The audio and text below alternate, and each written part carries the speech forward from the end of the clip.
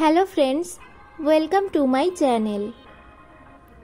এই গরমে আজকে একটা খুবই সহজ আর চটজলদি শরবতের রেসিপি শেয়ার করব। আজকে জলজিরার শরবতের রেসিপি শেয়ার করব। জলজিরার শরবত বানানোর জন্য কি কি উপকরণ লাগছে প্রথমে দেখে নিই। এবার আমরা শরবত বানানো শুরু করব। এর জন্য প্রথমে একটা কাঁচের গ্লাসে নিয়ে নিচ্ছি খুব মিহি করে কুচিয়ে নেওয়া লঙ্কা, তার মধ্যে দিয়ে দিচ্ছি লেবুর রস আর দিয়ে দেব জলজিরা।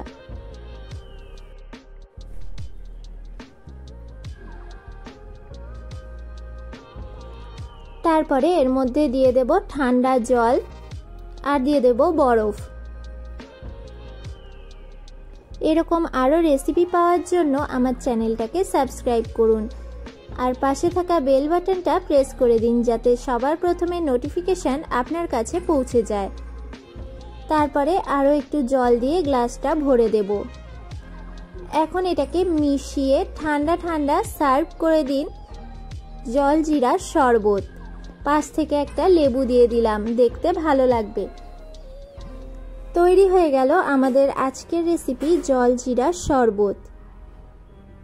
রেসিপিটা ভালো লাগলে লাইক, কমেন্ট, শেয়ার আর সাবস্ক্রাইব করবেন। আজকের মতো এই পর্যন্তই। দেখা হবে নতুন একটা রেসিপি নিয়ে।